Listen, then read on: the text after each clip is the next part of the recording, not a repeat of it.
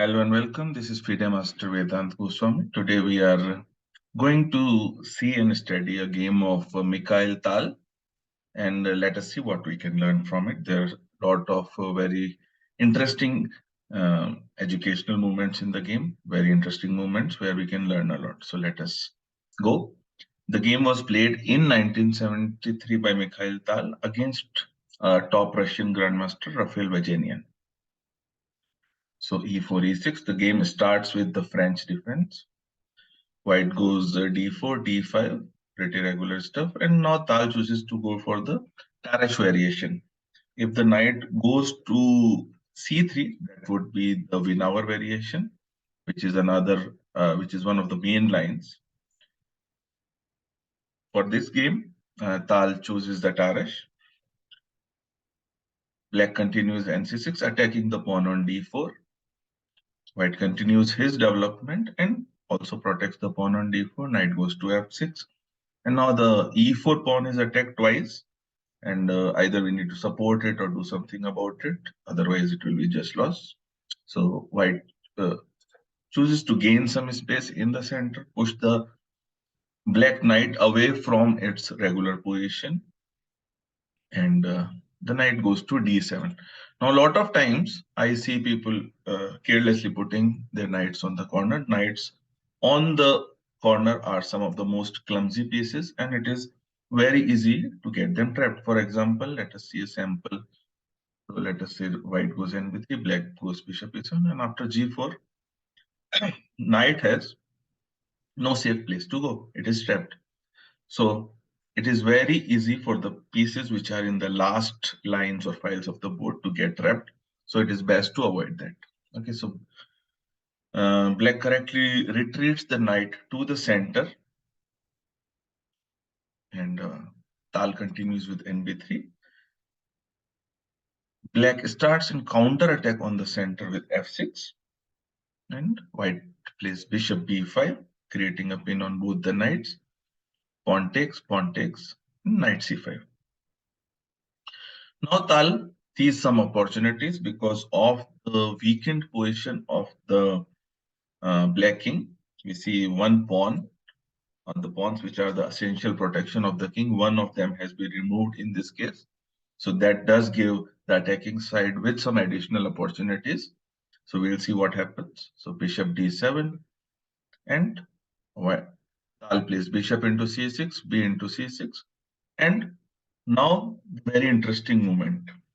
Tal sees a very interesting tactical opportunity, but it requires some further weaknesses from black. So he sees an opportunity where f6 square needs to be available for his queen.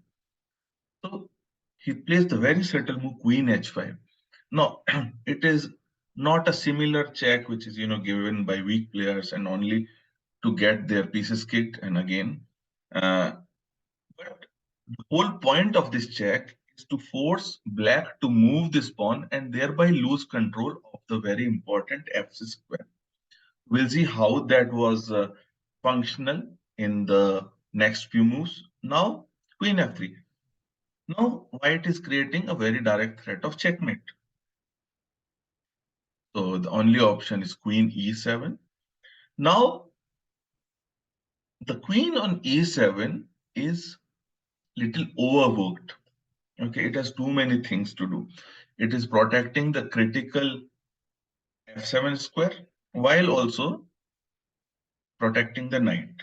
Okay, so it is called a overloaded piece, a piece which is doing too many things. And Tal, of course, quickly recognizes opportunity. Knight into c5, queen takes. Now queen f7 check, and white simply wins the game by giving a very simple double attack and picking up the rook. Okay, now it is very important to notice queen f6 move is only possible because of the earlier check on queen h5. I'll just go back to this moment where we gave this check, forced black to play g6, and now we have this f6 square available. If you see, let us say, just for understanding, we'll see the same variation without this check. So let us say if white chooses to play queen f3 directly, then queen e7, knight c5, queen c5, queen f7, king d8. Right? Now pawn is still on g7, so white doesn't have access to f6 and there is no double attack.